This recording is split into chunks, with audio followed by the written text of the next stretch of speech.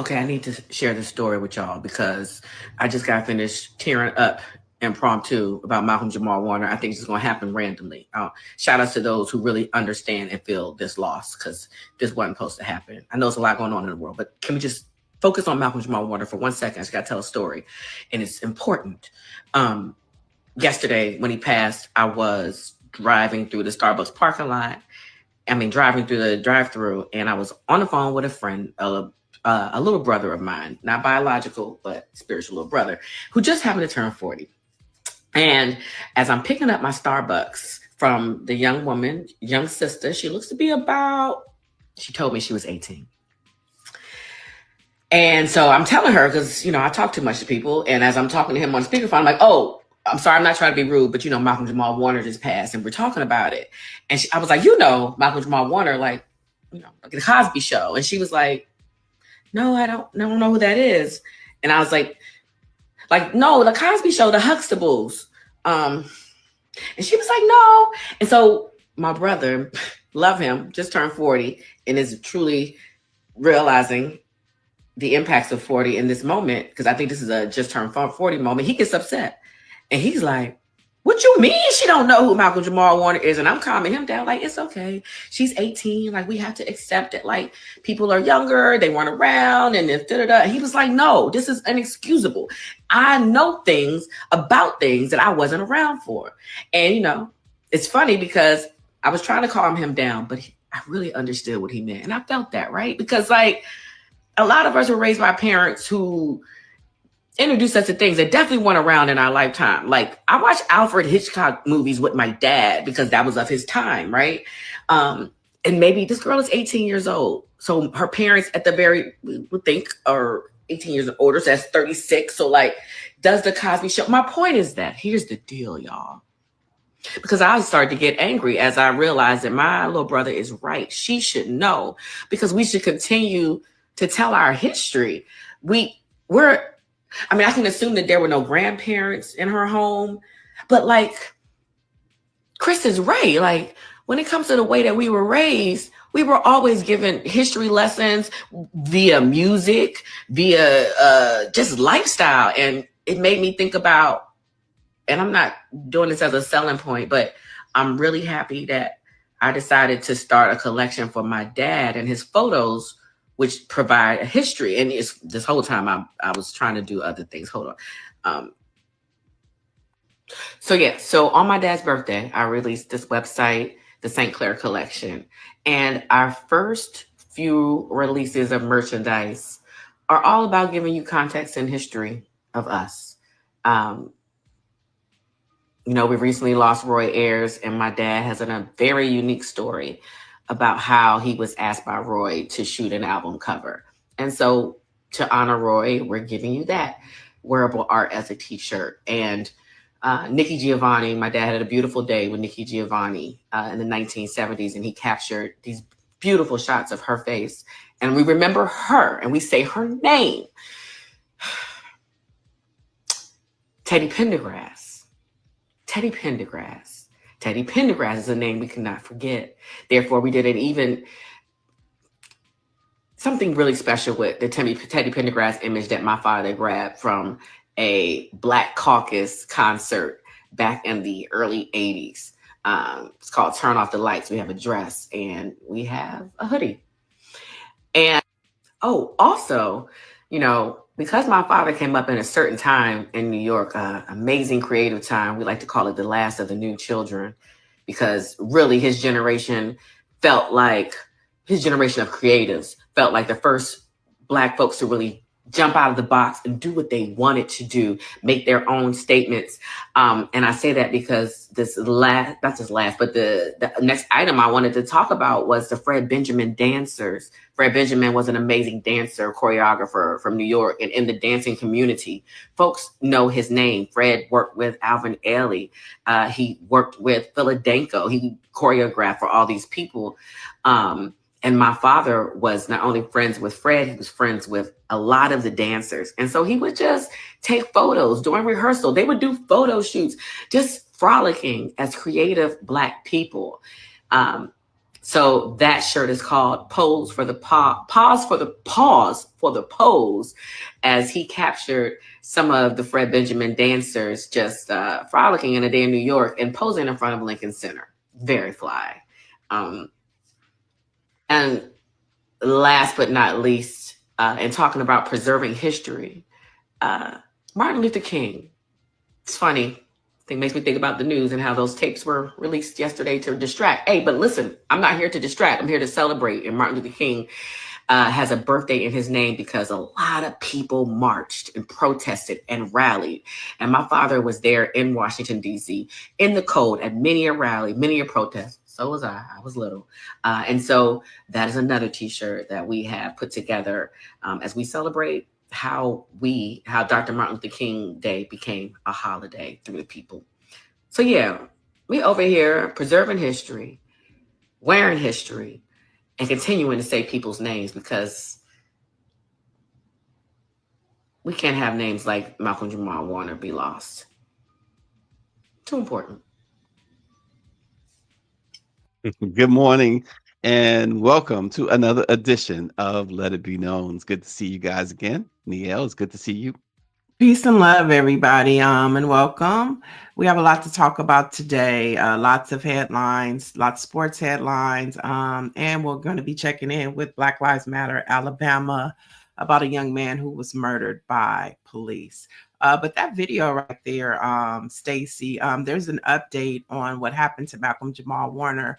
Yesterday, news broke that he was swimming with his 8-year-old daughter, and luckily some surfers were able to see what was happening and was able to save his daughter, unable to save him, and another man was pulled out as well. And so just more sadness coming out because, God bless his daughter. Who knows what she experienced while she was with her father. So we definitely want to keep the Malcolm Jamal Warner family in prayer. And let me just say this, that video, I'm so glad that she said that, Stacy, because I was feeling kind of like I don't want to be a Gen Xer. I want to stay young. But as I've been doing this show, I found my tribe, and I am proud to be a Gen Xer because, like she's saying, that younger generation they don't know nothing, nothing. And y'all don't know. Wet behind the ears. Wet Um behind the ears. and I like how she did the whole. Remember when the part where she said about the King files? She said distraction, and she really it was like she was catching herself from being distracted. I like how she did that. If you watch, I like to watch people. I'm a people watcher. And it's like I can relate how she did the whole distraction thing. But yeah, Yeah. and the Malcolm Jamal Warner situation, you know, we don't know exactly what happened. And I was speculating last night when we heard that his daughter was in the water with him. Oftentimes, unfortunately, this is what happens. And I'm not saying this happened in this case, folks. Get it straight. But a child gets carried away by the current or whatever, riptide or whatever, and the parent goes after the child. And the parent, we've seen so many stories where the parent is the one who ends up in the same manner of Malcolm Jamal Warner. I'm not saying that happened, but it to me, in my mind, until you know, and unless the findings come out differently, he may have been trying to help his daughter because that's what parents do. People say, why was he swept away and not the daughter?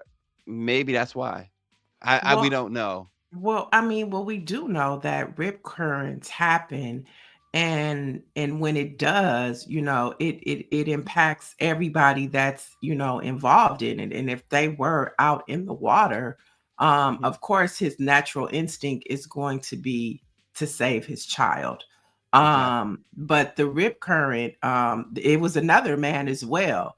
And I mean, and I Hmm. think that's what happens. Like you're in paradise, the water seems okay, you get in, and then all of a sudden Mother Nature takes her course Hmm. and you're caught in her wrath at that time. And so rip Hmm. currents are a very dangerous thing.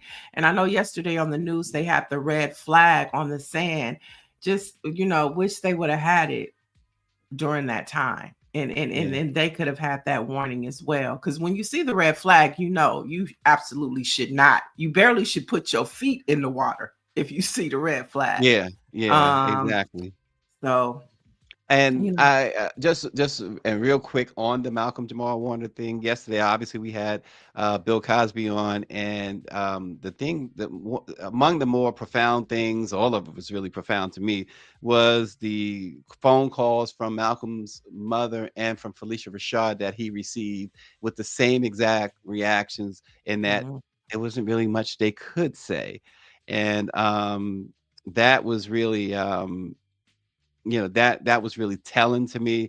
And he also, just as a side note, he called me last night and wanted me to let everyone know that he was very thrilled to be on, and he wants to come back real soon with a special story, an exclusive worldwide story that has never been told, that he wants to tell exclusively to us. It's going to be up to you, me, and Greer to decide, he says, when that day will be, but he wants it to be what's the story? soon. Is it about Malcolm? No, it's no, and this is Okay. why we have to decide. It's about his experience after his trial. Oh, And yeah. he wants to tell us and only us that story. So look for that when you and I and Greer get together, and we we decide exactly when. He says he'll wait to hear from us, but he's ready to go at any point to do that. So folks, stay tuned. You haven't heard the last of Bill Cosby on Let It Be Known. But let's get to today. Two African American Democrats, Rep. Janelle Bynum of Oregon and Rep. Shamari Figures of Alabama, stand behind a bill that hands power back to the NCAA and slams the brakes on Black student athletes finally getting paid. It's HR 4312, the so-called SCORE Act, which many say is a wolf in sheep's clothing. And it really comes down, and we highlight these two. They're not the only two. Obviously, the Republicans are all for this because Trump wants to end NIL payments. But we highlight these two because it's really, again, for me, Neil, it makes me question where their money is coming from. Okay. So they want to. I'm just trying to. So they want to get rid of. Donald Trump has already. Yeah. Well, Donald Trump has already said that. So we kind of know when he says something, then everybody else follows suit to support his executive orders. Right. So but I would imagine that it has to be especially disappointing that you have these two Black Democrats backing this situation. Okay, so okay, so they're Democrats. I mean, yeah, it's we need to be unified in our messaging no matter what. I mean, we're at war, we're at a congressional war, we're at a democracy war. And so, I mean, you can't comply or even align yourself in any way with the enemy. I mean, the line has been drawn in the sand. And that's the point here. They are aligning with the enemy. These two Black Democrats are aligning with the enemy. Why is that?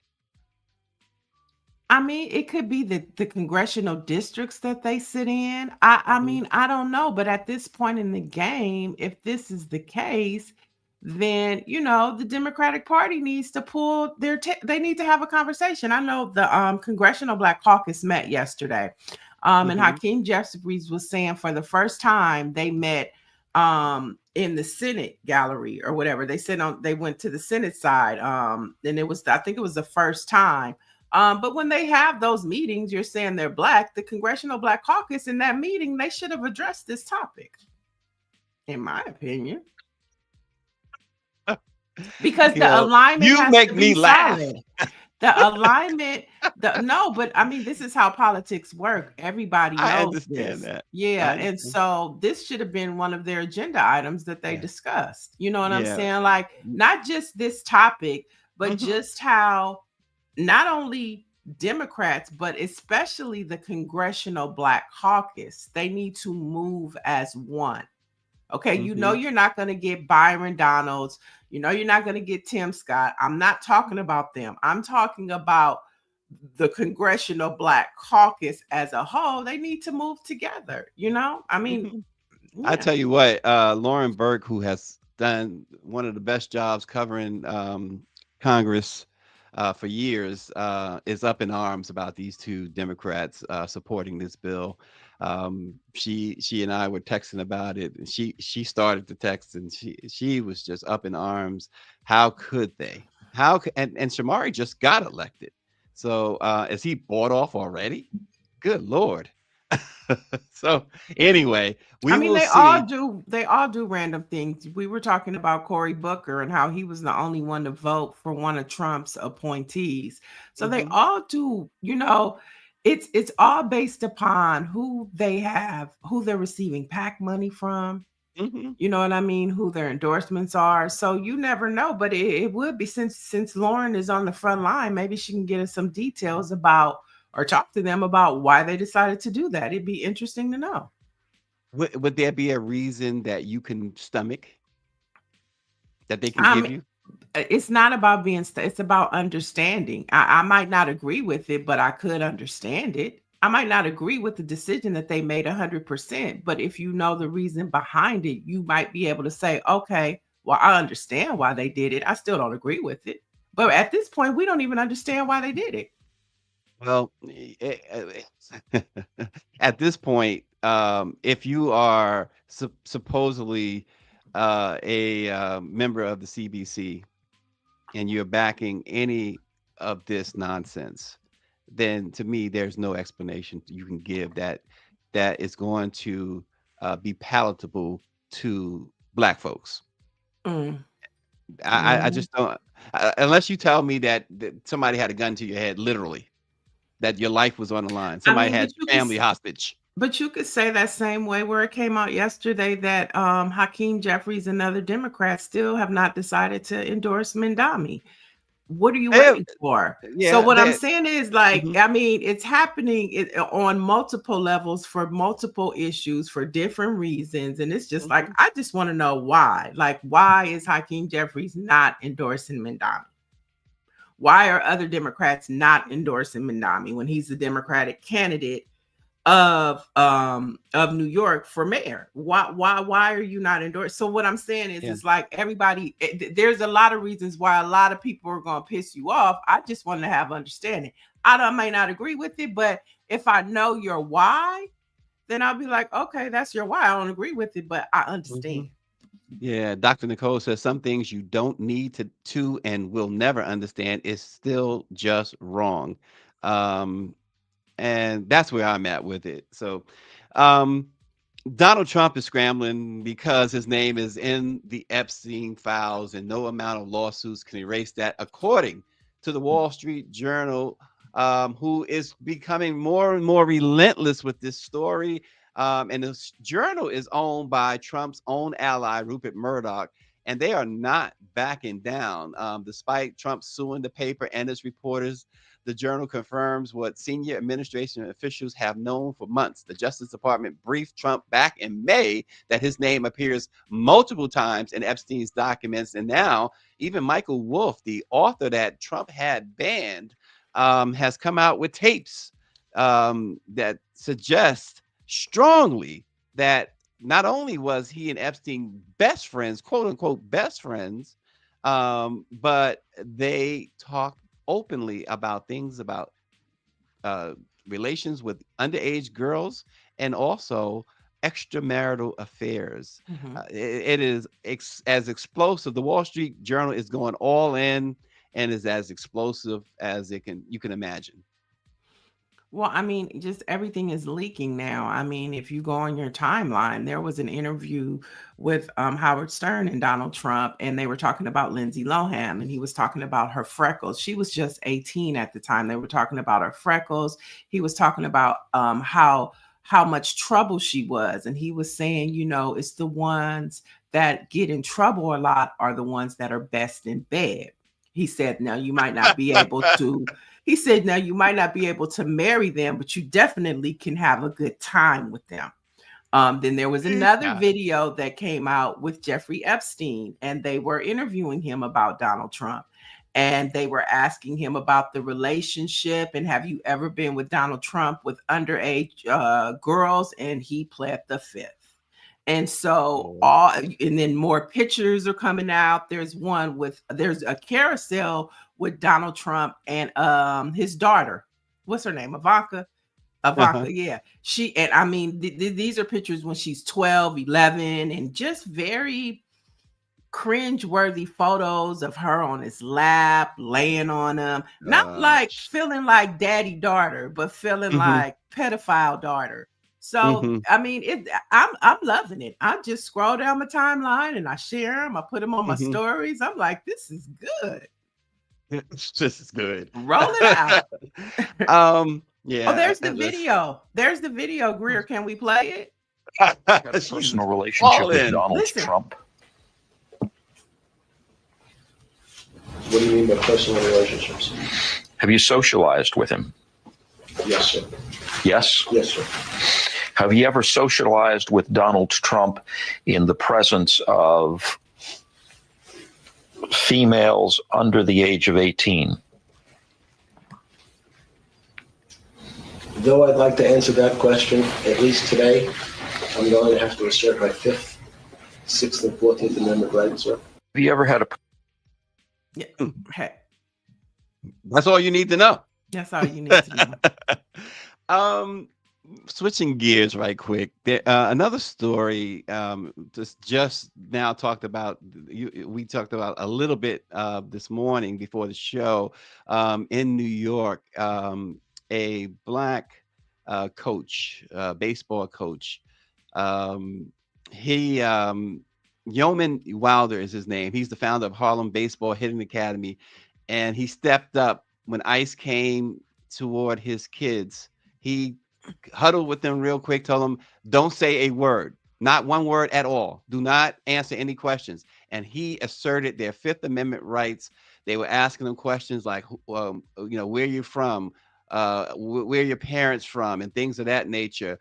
And this guy stepped up big time. And the reason why this story for me hits is because I played Little League Baseball in New York. And I just remember the camaraderie of those kids, whether you were black, white, Latino, Hispanic, or however, Asian. We played with all sorts of kids. And it's all about just having fun. These kids, we would have a parade that went down Rockaway Boulevard in Queens and up Linden Boulevard toward the Conduit. And I just remember how that during that summer, during those summers of playing baseball, how important it was to get together with all these kids and the parents and the family members and friends. They come out to see you play. This coach says since that incident, only one player has shown up, and barely any friends, family, or fans have shown up to support them. But he's being praised as a hero by the New York City Council as well. I just have to tip my hat to this guy. Greer said she'd like to poll the audience about the. Oh, okay. We'll get to that. I'm sorry, I jumped the gun there, but this guy is awesome, MB. So, just wanted to bring that up for one moment, Niele. That's all. Yeah, ordinary people doing extraordinary things and standing in the gap when we have a government, a racist government, who is infringing on our rights. And there's no group of people in the United States that understand that more than African Americans, Black folks. And so we need more heroes like this. And I think that brings us to our guest that we have today, Stacey, because as police sanctioned violence continues to grow and have the support of the Trump Klan administration, organizations like Black Lives Matter, Grassroots, is still on the front line, still speaking up for the unspoken and speaking up to police officers. So joining us now is the Black Lives Matter movement coming out of Alabama. We have Eric Hall and Dr. Wayne Harris, who are, good morning. Good morning. Good morning. Good morning.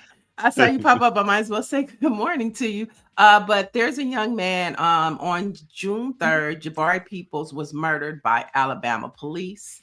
Ben Crump is representing the family. And yesterday there was a protest. And 4 people were arrested. And so the tension in Alabama is rising. So Eric, can you talk to us about what happened to Jabari Peoples and why is the Black community so upset about this murder? So let me say thank you so much for the invitation to be a part and for all that you all do for Black press in America. Jabari Peoples was killed on June 23rd by the Homewood Police Department, which is a small um, suburban area in the greater Birmingham metropolitan area. Jabari Peoples was 18 years old. He was a dreamer, a scholar. He didn't have a criminal history or any type of criminal background. He was really here visiting the city of Birmingham. He had taken his girlfriend out on a date and stopped at a park and was unalived by Homewood police on June 23rd. And so we continue to uplift the name Jabari Peoples because what happened to Jabari should not have never happened, like so many other deaths that we've had to fight for and demand justice, transparency, and accountability. And so that's why we're here. That's why Black Lives Matter Grassroots Birmingham exists. And we're going to continue to keep up the good work and get into good trouble. Yeah. Eric, an independent autopsy did determine that Jabari was killed by the police they shot him in the back. Now I know forever one of the guidelines for police, regardless of the state you're in, um, is that shooting in the back was greatly prohibited. Has that been something that Attorney Crump or others have brought up in this case? That is correct. So there, the attorney Ben Crump, we actually had to do a second autopsy, and we're grateful for all of the community partners and Black Lives Matter Grassroots for making that second autopsy possible. Had it not been for the second autopsy, we would not have the information that we have. For example, Jabari Peoples being shot in the back. We know that the bullet that Jabari was killed with um, is no longer in his body, and we're trying to now find out where is the bullet. Mm, Um, After Jabari was killed, um, they immediately rushed him to the local hospital, and they immediately did a coroner. I mean, the coroner immediately did an autopsy on the body, and the autopsy report that was done has not been released, nor have any mm, videos been released. And so, sad reality is the day prior to his burial, actually hours from his funeral, um, Jabari was still being transported from Alabama to Georgia, so that a second autopsy can be done, so that we can start this road to, you know, finding answers as it relates to what happened to Jabari, how Jabari was shot and killed, and so forth. mm. So we have joining us now as well the communications director for Black Lives Matter Grassroots Alabama. We have Reverend Dr. W. Taft Harris Jr. Hey, how are you Good. this morning? I'm well. Good morning. How are you all? Good. We're good. So yesterday there was a protest. 4 people were arrested. Can you talk to us about what the protest? Well, we know what the protest was for, but particularly on yesterday, have the 4 people been released? Why were they arrested? Can you give us the information? On yesterday, action was taken uh, in an escalated form. In our original meetings with the city county manager and the mayor, we said to them to their faces that there was a storm on the ocean, Mm, the old church song, and it's moving this way, and that they needed to be anchored because when people feel unheard, Dr. King says that protest. I think Dr. King said riot is the way they respond to the feeling of being unheard. So on yesterday, we met at Homewood Park, soccer park, the place where Jabari was killed by Homewood police. We then made our way to the Circle K gas station on a very busy intersection. And there we determined we would park cars and buy gas per se, and then move into a form of protest. And during these protests, 4 persons were arrested. There was no warning. There was no nothing. They swarmed in like flies, particularly seeming to have targeted Black women, bypassing Black men, particularly a police squad car. We have it on tape. Came about this close to me, and he bypassed me and went right for Black women. And so yesterday it was escalated because we made a promise that if necessary, we would shut the city of Homewood down. Sometimes whiteness and colonialism only understands the hurt that comes involved with economics. Mm. We've even had businesses email us and say, please don't come to our business and shut it down. I have a temporary literary misunderstanding. I can't even understand what those emails say because if you have not spoken to your friends, if you have not spoken to your mayor, if you have not spoken to your city council, if you have not spoken to Aaliyah on behalf of this hurting family to see how their son was killed, then I definitely cannot read or respond to your email. And so we called the action on yesterday successful with the successful release of 4 bodies that were incarcerated during this movement. And so this is the first of many actions that we will be boldly taking. We are not standing to only disrupt, but we're standing because justice has been disrupted, because processes have disrupted justice. Yeah. Dr. Harris, let me ask you to explain briefly. You said that they were targeting Black women instead of the Black men. Why was that? I have no idea. We know that many times that is what whiteness and colonialism has done, is targeted our Black women. But it felt that way, not just from myself, but from people. We had people as far as Maine and Mobile present protesting. And so it felt that way, and it looked that way. It looked that way. It looked as if they went right for our Black women. Mm. Yeah, yesterday when I spoke to Eric, as he was talking to me, he was talking about the bail. Do we have the bail money? So I mean, I really caught a piece of you guys in action yesterday. But I want to talk to the both of you.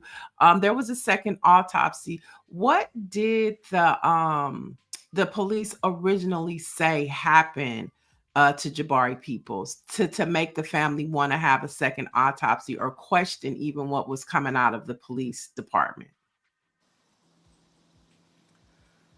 Initially, the police had made a statement, that there was resistance, that Jabari resisted arrest, and they automatically go to, just as, any police department, justification for the police officer. And the reality is we knew that there was different because, one, there was a witness present, and based on witness accounts and our own investigatory team, doing our work, we knew that there was conflicting statements. And so the things just weren't adding up. As it relates to the timeline that was given, there were too many unanswered questions. And so we felt that it was necessary that we do the second autopsy so that we can determine what was the fatal occurrence that killed Jabari. And so we're learning, and we're still piecemealing because the state has not turned over anything to the attorneys. They hadn't turned over an autopsy report, which the attorneys have filed a petition to get that information. Of course, the family has not yet seen a video, or a video hadn't been released. And so we, the community, we're looking for answers, and we're investing at this point in those answers, because the same system that we pay into, of course, don't protect us and give us the answers that we're seeking. And so we have to find those answers. And I add to And- that Okay. transparency is always essential. It is essential to knowing what really happened, but it is also essential to help the grieving process of the people's family. This transparency. And so when we look at this, understand that the best chopped and screwed videos are not rappers. They are videos from across the country that have gotten chopped and screwed when something has happened to black bodies. And you get the video back, it's all chopped up. It's all Yeah. edited. Well, They and Dr. Harris and Mr. Hall, the autopsy you speak of, the second autopsy, because you don't know the findings of it was inconclusive according to the what we understand of the preliminary autopsy anyway, but the second one found that he had been shot in the back and there was no exit wound, so therefore the bullet remained inside of him, right? The bullet should remain inside of him. However, the bullet was not present.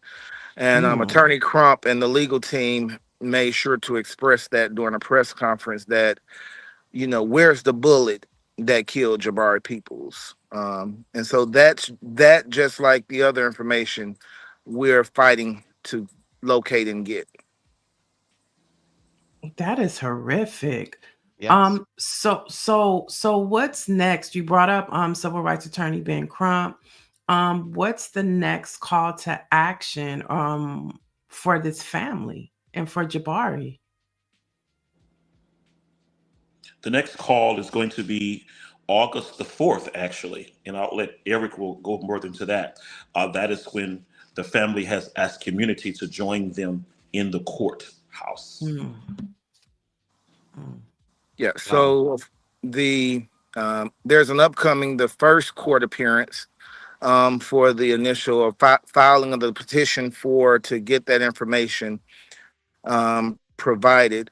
The community, we're going to provide court support, as we always do, for all impacted families. And so we're going to show up at the courthouse to stand in solidarity, stand in love, in demanding justice for Jabari Peoples. And so we do anticipate having a large presence from community members across the state of Alabama, from his hometown in Aliceville, Alabama, to people from Birmingham and other places. They're going to stand in solidarity with this family. And I do want to add this.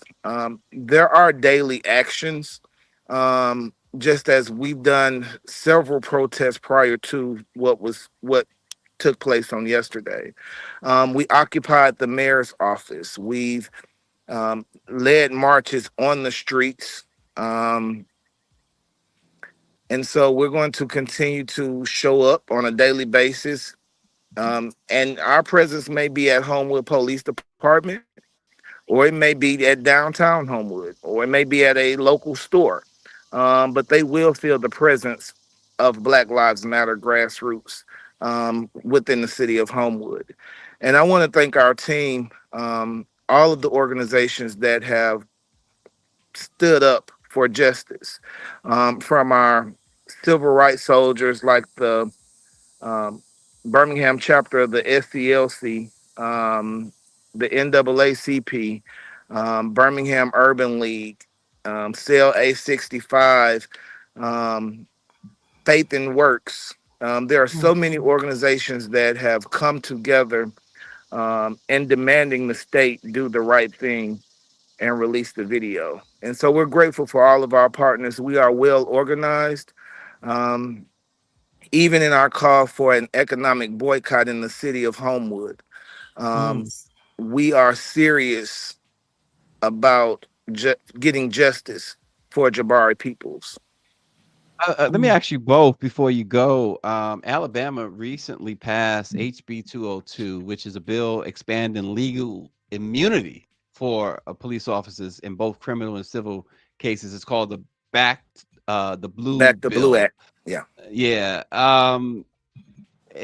What has Black Lives Matter? What are you guys doing down there as in opposition to this bill? Well, you know, our stance is always end police immunity. We're going to continue to fight to end police immunity. And in places like Alabama, you have to realize Alabama is still the home of the Confederacy. It's still the very ruby red state. And some of the things that you see in D.C., we get it first here in Alabama. And so as they are passing laws to add protections to protect the police, as a community, we are building resources to ensure community protections from the police and also ways to hold the police accountable. And so we know that we have a mandate to keep us safe, to keep communities safe. And so we are organizing, we're building power with community every day. And we're pushing back against that legislation, but we're also investing in organizations on the ground to ensure the safety, especially of Black and brown people. That's so That, important. So that important. Go legislation, ahead. that legislation is ungodly in so many ways. And so, as Eric has said, while we are building power in the process of protesting with the family of Jabari Peoples, we also have to take a look at this legislation and a look at its legislators. Yeah, yeah, and as Eric said so eloquently, folks should really watch what happens down there in Alabama because it is true. When you see a bill like that, that means it's headed to Washington too. So Yeah. And if there's not even really populating around other states on a state right. level. Thank you, gentlemen, so much for joining us this morning. This is an open invitation. Please keep us updated on what's happening for accountability for Jabari Peoples. We appreciate you. And of course, Black Lives Matter. Black Lives. Thanks a lot. Well, that's it's really a shame that we continue to have to talk about stories like that they continue to happen. And we know that under this current administration, they are legalizing it even more. So, Yeah.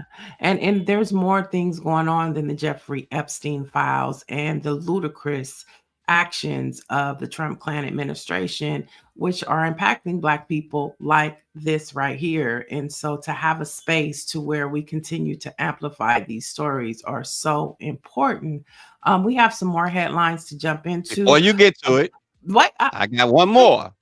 Stacy, I was about to do that. Go ahead. I got one more. You know I gotta say this. Come on now. Prince is back. Not alive, unfortunately, but remixed, remastered, and reimagined. The acclaim, that's right, 1987 concert. It's probably the best, most decorated concert film of all time. When you think of concert films, many will think of course, Michael Jackson's "This Is It," which after his death, everyone was really interested in seeing those rehearsals, which was the concert film "This Is It." And of course, Elvis's 1968 comeback special was also among the big three in concert films, but the biggest, Sign of the Times. And for a limited run, starting August 28th, it will be in IMAX theaters nationwide.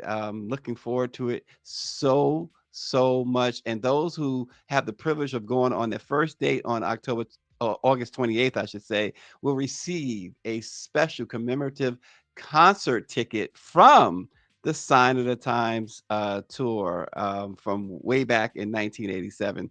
And that was, other than the Revolution, that was probably Prince's best band.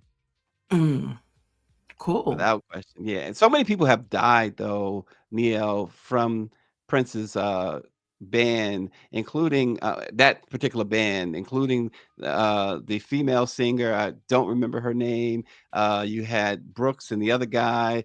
They passed away, and Cat Glover, who actually directed Sign of the Times concert film, and she was his muse in that film. She also recently actually passed away. So this is a tribute to all of them, not just the great Prince. So y'all got to check it out. I'm there. I got tickets. I got family going with me. We going. So What there are you have the when is it airing again? When can people it. go watch it? Starts. It's going to be on in IMAX theater starting August the 28th. Nice. Yeah, All right, it's a there you have limited it. run, 1 week, 1 week Yeah. only. Make sure you get your tickets, y'all. All right, let's head to Detroit. One of Detroit's most prominent pastors, Bishop Charles Ellis III, this week he notified his congregation that a former member with whom he had inappropriate relationship was leveling false allegations. Now, Ellis, of course, is the senior pastor of the popular Greater Grace Temple. He told his church in a letter that he turned to his bishop around the time he was involved with the woman. And he said these indiscretions were addressed in a redemptive process, which included counseling.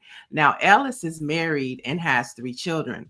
And if you're not familiar, he's a very popular pastor. Greater Grace sits on a 20-acre campus known as the City of David. And it also houses some of his endeavors, which includes a travel agency, daycare, charter school, and a television and recording studio, and a funeral home. So he has Good a Lord. whole city in the City of David. Now, Ellis and Greater Temple were in the national spotlight, if you recall, because they hosted the funerals of civil rights icon Rosa Parks in 2005 and Aretha Franklin in 2018. So he's a very popular pastor. And basically, he admitted to the indiscretions, but I guess he doesn't like what the woman is coming out and saying now. So, you know. Patricia Jackson said, please get rid of Viagra. What? I mean, Goodness go grief. ahead. You know, RG says that's some. He said now that is some raw church real mess. church mess. Oh Lord, he said. Yeah, I mean, I guess he don't see nothing wrong with a little bump and grind. I don't know. Oh gosh. But he said he talked to his bishop and he has been redeemed, and now she coming out of the past. But I think the fact that he had to send a letter to his congregation, he was worried about his tithes and offering. Okay. Don't run away. Don't run away. I've been redeemed, he said. So his bishop redeemed him. His bishop, he talked to his bishop about it. And so and this happened like 15 years ago, he said, but the girl is coming out. And a couple people have tried to talk to her, but that's him. That's him. That's Bishop the Ellis. one that groped Ariana Grande at Aretha. Now, are we saying did he grope her or did he just put his her. arm around her?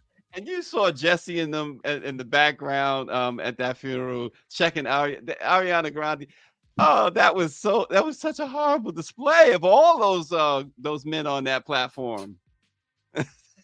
David Youngblood said he was worried about his continued employment. Okay. So that's coming out of Detroit, and the young lady or the woman who is making these allegations, a couple people have asked her for interviews, and she asked, "How much are you paying?" Oh God! She want to know well, how much. But MB always has a line for us, Niel. He says, "Was his redemption notarized?" Ooh, okay. Well, only God knows. Only God knows. The only person that can notarize that is the good Lord himself. Okay. Oh man. Oh gosh. So we'll continue to monitor that story and see if the woman goes any further than what she's already going. You want to be paid. Yeah, because clearly she ruffled his feathers because he sent the letter out Monday night to his congregation. And so yeah, and so look, Let It Be Known got an exclusive copy of the letter. Okay, so let's go. Let's jump into some We ain't sports. paying her to come on. Let it be known, though. Well, she didn't write the letter. He did. We got the church letter. Oh God. So in more, let's jump into some sports news. This is really important to pay attention to. Team USA has banned transgender women from competing in female Olympic categories. And this includes the Paralympics as well. Now, the shift follows the February executive order from Donald Trump calling it keeping men out of women's sports. The Olympic Committee has not really detailed how this policy will be enforced or whether it will apply to men's categories. So my issue is, if it's going to be for transgender women, why can't it be for transgender men? I mean, it should be across the board, right? Why would you only pick on the transgender women and not the men? That's the only issue I have with it. Let me ask you a question. What if you found out that Donald Trump is really Donna, and that's why he's doing all. They always say, listen, when they talk about his manhood, if you will, they always say micro and this and that they don't know if it's there or not. Hey, it might be something to it. Okay. But on a serious note, I kind of agree with this ruling. I just don't agree with that. It's not across the board for men and women. I do believe that transgender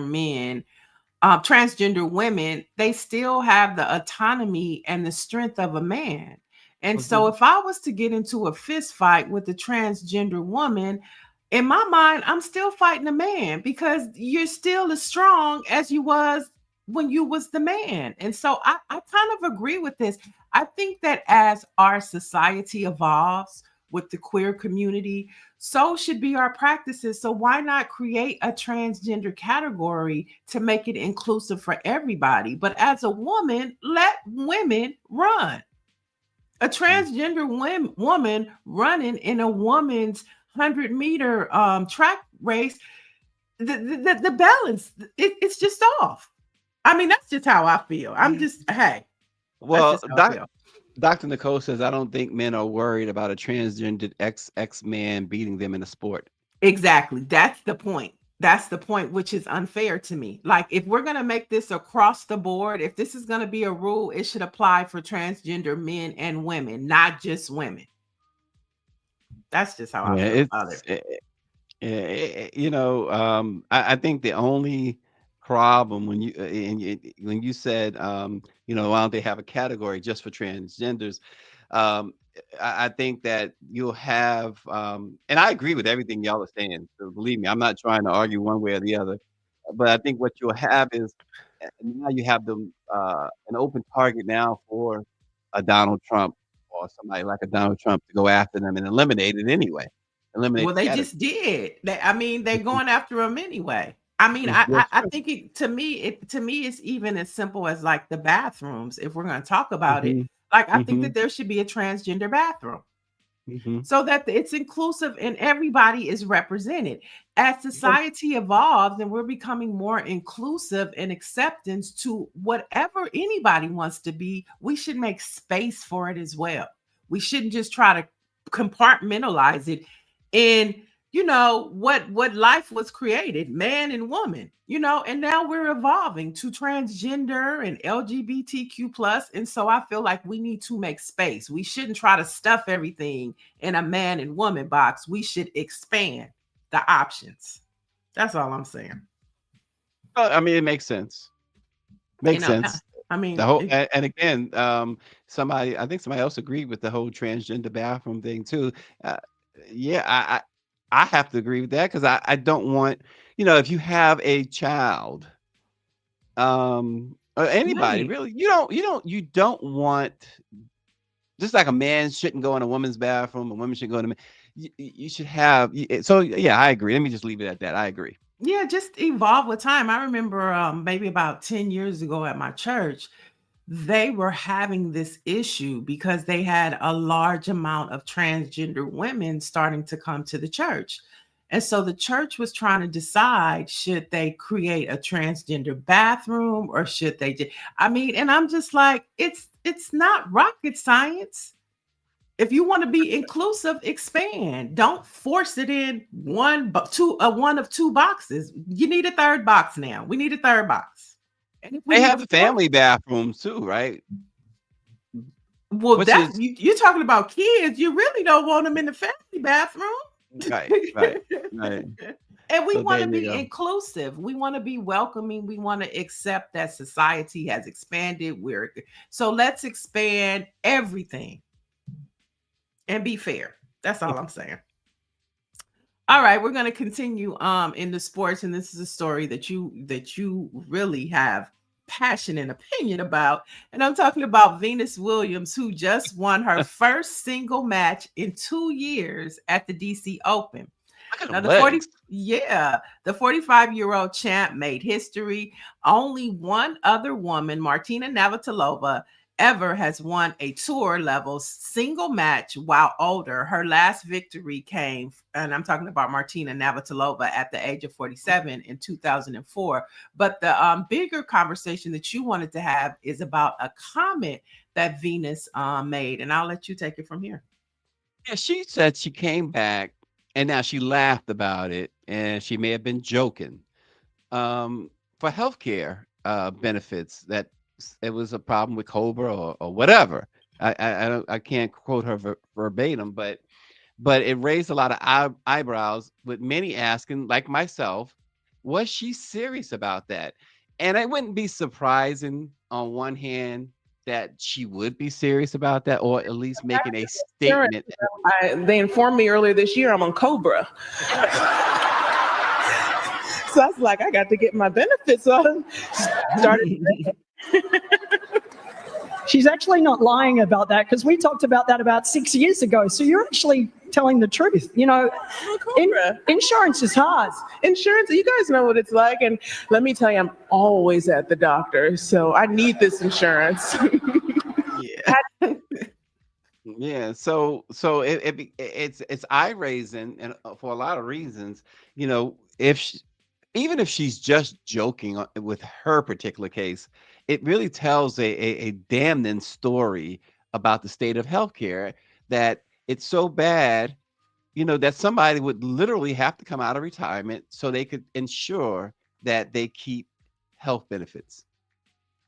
Yeah. I mean, I think she was I think she was just shining light on you know, her age more so than anything. And just looking at that clip again, I guess when you reach a certain age within the tennis association, you're not active anymore, right? Just like a job, you're not active or you get laid off. So now we're going to refer you to Cobra, and then eventually you'll have to pay for your health care yourself. So for the common person, yeah, it's a problem. But she definitely thought it was a joke. And it was a good play on words for her. But to your point, for sure, like, what does it say? But I mean, that's just been the process for ever. You know, you get laid off. Well, it's more telling and more hurtful now than ever with what they have done with healthcare, what this administration in particular has done and is doing. Look, they have eliminated with the Affordable Care Act. They've now eliminated subsidies beginning in January. So listen, just to be frank, someone like myself who already pays about $900 a month, now I will be paying about $1,600 a month for healthcare. That's a whole lot of money. The premium, that's just the premium. Co-pays, you know, emergency room co-pays. You have to get an MRI. Yeah, MRI, I know about that. That's $300 for the copay. A mammogram, you know. Yeah, exactly. So it's extremely costly, and we haven't even talked about deductibles.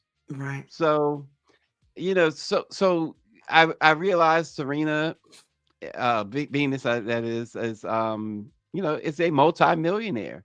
But as I continue to say, I have never run into a millionaire who loves to spend money, and they like to hold on to their money. And healthcare, healthcare is extremely expensive even for millionaires. So Mm. Well, look, I for don't, her to make that that's their statement. problem, Yeah. because Oh, you well, can it's our afford problem, it. really, more than You theirs, know, because like you said, they can afford it. They don't want to pay it. They can afford it, but they don't want to pay it. yeah, We can't afford it, and we have to pay it. right, right, That's the problem. right. So, I and ask the audience. I'm sorry, Neil. Ask the audience. Greer says, do you guys think she was serious? and while we're waiting for them to chime in, I like Nicole McDaniel's comment, which is I like that terminology. Some will be offended by trans bathrooms. A gender neutral one is likely preferred. I like that name for the outside. So you have men, woman, gender neutral. Mm. Mike Mike V is asking me, have I thought about relocating to Canada, maple leaf brown?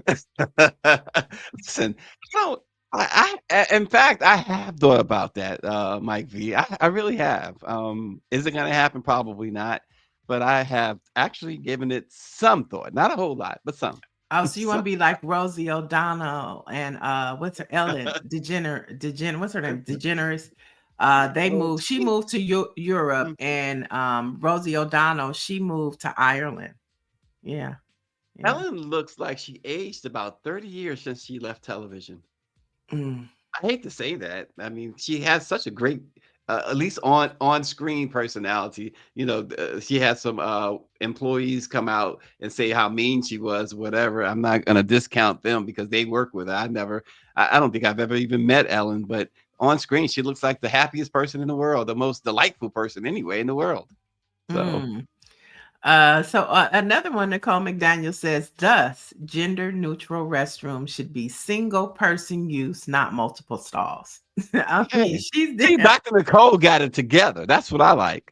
That's what I like. And they also, and I meant to mention this earlier, Dr. Joni, speaking of the doctors, Dr. Joni said that we should take away the Democrats' black card. And Greer also suggested taking away the black card of the individual at the top who didn't know who Malcolm Jamal Warner was or never watched the Cosby Show.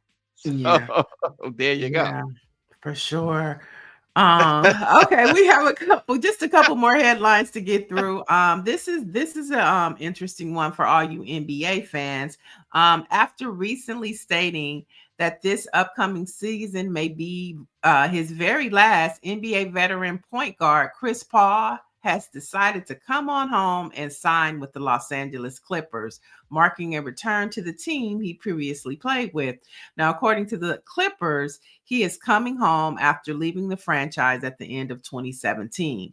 Now, the future NBA Hall of Famer played with the Clippers from 2011 to 2016-17 season, and details were not released on the length of the contract or the amount he'll be making.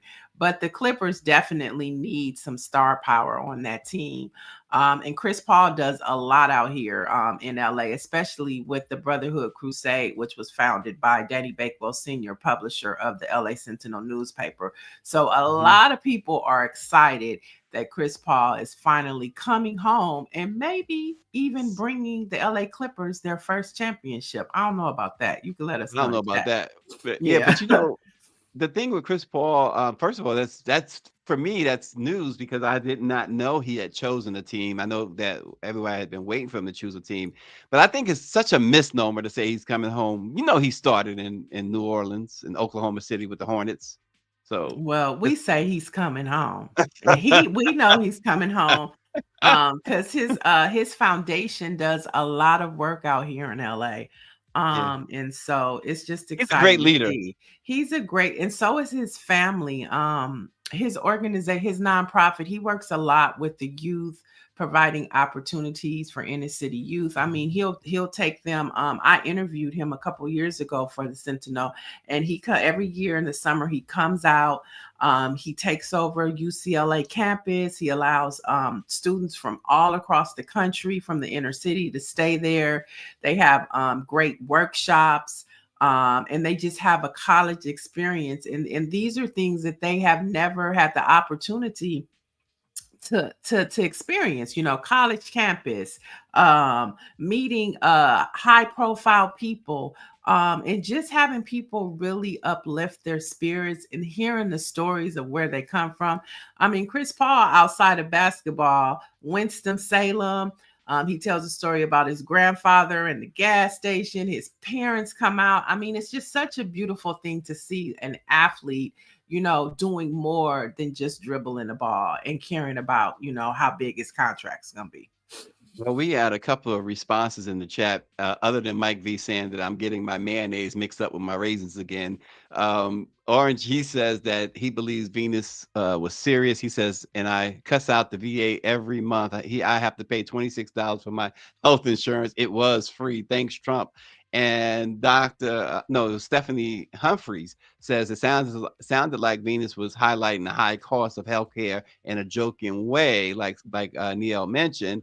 Stephanie Humphrey says whether she was serious about it for herself, I'm not sure. So there's mixed reaction there. Folks are not totally sure, but either way, it does highlight, like you said, the fact that healthcare costs is just out of this world, and something needs to be done, but it's not going to be done. It's going the other way. So. Right. And you're right, Orangey. He does, Chris Paul does do a lot for HBCUs. He even started a basketball classic, I think it was, Yep. With Invictus, I believe it was. I'm not sure, but I know he does. And he does that as well. So yeah, just good guy. I'm excited he's coming to LA. Can't wait to go to the Intuit Dome to check him out. And our last story for today is the shy and drumline actor Jason Weaver has officially, as you know, we've been talking about all of these celebrities that have become inducted into these Divine Nine organization. Well, Jason Weaver has officially been inducted as an honorary member of Kappa Alpha Psi Incorporated. Now, Weaver's big moment came during the organization's national convention in Lexington, Kentucky. And so he's been posting like crazy that he is a Noop and a member of Kappa Alpha Psi. So congratulations to him. All right. That's pretty cool, I guess. We've had all these honorary members coming out of the woodworks.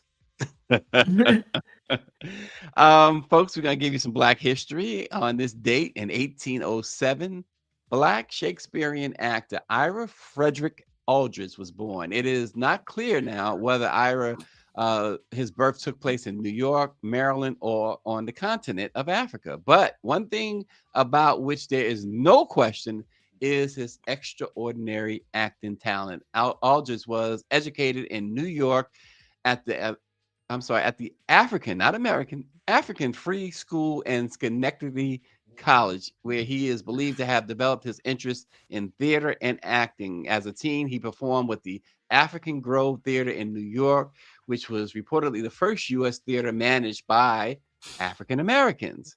He went on to study at the University of Glasgow in Scotland before making his stage debut in London in 1825. He performed the role of Prince Oronoco of Africa in The Revolt of Suriname, or A Slave's Revenge. And he also achieved true acclaim in the role of Othello, which he performed at the Covent Garden Theater in 1833. He also played King Lear and Macbeth. So that is a great Black fact for us to note, that on this date way back in 1807, Ira Frederick Aldrich, a Black Shakespearean actor, was born. Okay, and on this date in 1802, French novelist Alexandre Dumas was born. Dumas was a French author and playwright who became one of the country's most widely read authors. Now, he's best known for his historical adventure novels, including The Three Musketeers and The Count of Monte Cristo. Now, his works have been translated into over 100 languages, and Dumas also founded a theater in Paris. Right, those 1800 photos, they all looked so crazy. Oh Yes, gosh. yes. So, and I who knew that the Three Musketeers and the Count of Monte Cristo? I never knew it was written by a black man. Now, of course, he's biracial. His father, I think, was French, and his mother was actually a slave. But I never knew that. Yeah, yeah. Well, and the Ira, who I just talked about, also was mixed as well. But again, we're talking about the 1800s. We're talking Mhm. about, slave master and slave for the most part, right? Right. um, our black-owned newspaper or outlet of the day is Rolling Out. If it's on Rolling Out, it resonates with the black community, including the brands and advertising partners that stand behind them. Rolling Out provides talent, influencers, editorial, and video that can be leveraged on rollingout.com, OTT social media channels, and corporate sites, press releases, brand lift studies, and engagement tactics to further expand audience reach. Rolling Out is a community of multi-hyphenate storytellers that live the culture it reports on. The publication was born out of a need for Black culture to see authentic and uplifting depictions of itself. Rolling Out's platform inspires, informs, and enhances Black cultural development through knowledge and skill set transfer. So our Black-owned media company or newspaper is Rolling Out. Yeah, I like that publication. It gives you a sense, a little bit of nostalgia when you think of Right On magazine, Yep. The Source magazine and Rap Pages. It kind of gives you all of that, but also some commentary that's important to Black folks. Love that publication. And of course, for the latest in Black news, you can head over to blackpressusa.com. There you go. And for the next edition of Let It Be Known, tune in tomorrow. Have a good day, everybody.